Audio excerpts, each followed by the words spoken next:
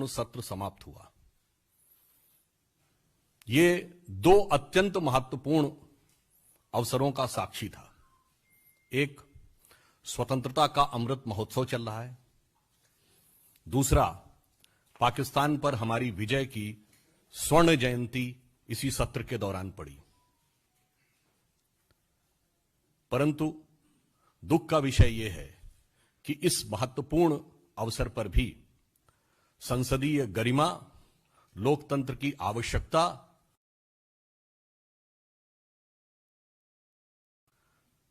संसद का संचालन विपक्ष ने नहीं होने दिया। हम सब जानते हैं तो भौम सत्ता का आधार है लोकतंत्र, परंतु लोकतंत्र का आधार होता है लोकलाज और लोक मर्यादा। जब लोकतंत्र में जनता प्रतिनिधियों को चुनकर लोकतंत्र के सर्वोच्च सदन में भेजती है तो वह अपेक्षा करती है कि उनकी मर्यादा और आचरण उल्लेखनीय होना चाहिए। परंतु इस सदन में एक नहीं अनेक अवसरों पर ऐसे दुर्भाग्यपूर्ण दृश्य आए कि सेक्रेटरी जनरल की मेज पर एक राजनीतिक दल के नेता ने नियम पुस्तिका फेंकी। विगत सदन में आपको ध्यान है कि विरोध करना आपका अधिकार है, परंतु उसके अंदर हाथापाई करना, सुरक्षा कर्मियों के साथ हाथापाई, सदन के दरवाजों के शीशे टूट जाना, और इतना ही नहीं, उपसभापति को भयभीत करने का प्रयास और उनके प्रति हिंसक बर्ताव करने जैसा दुर्दांत निंदनीय कार्य होना, और उसके बाद इस सत्र के दौरान क्षमा मांगने से भी मना कर देना, यह निश्चित रूप से निंदनीय ही नहीं, भर्त्सना योग्य ही नहीं, बल्कि विपक्ष की हठवादिता और निर्लज्जता का प्रमाण है, जिसने इसी तरह के आचरण के चलते हुए आज जन समुदाय में पूरे राजनीतिक बिरादरी के आचरण को लेकर प्रश्न चिन्ह उत्पन्न होता है। इस सत्र में अनेक महत्वपूर्ण मुद्दे थे जिनके विषय में हम चर्चा करने को तैयार थे। आप सबको पता है कि ओमिक्रॉन वायरस का खतरा पूरी दुनिया में फैला हुआ है।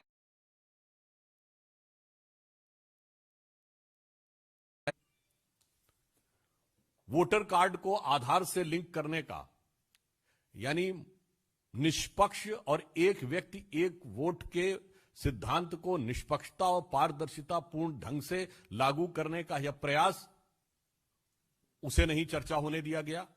और जिसको वो सबसे बड़ा मुद्दा बताते हैं, हम किसान के मुद्दे पे चर्चा करने को तैयार थे, चर्चा ही नहीं हुई।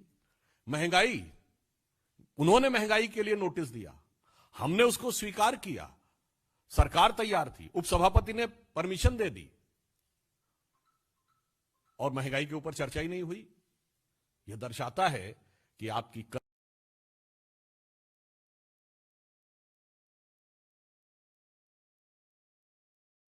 महंगाई के ऊपर और भाषण देने की अपेक्षा थी कि इन महत्वपूर्ण विषयों के ऊपर सदन में चर्चा होनी चाहिए। पर इससे एक बात बहुत साफ है, हम लोगों को एक दौर में याद आता है कि कभी हम लोगों के बचपन में कांग्रेस नारा देती थी कि सरकार चलाना उन्हीं को आता है, पर अब हम लोग के इस आयु तक आते आते देश की जनता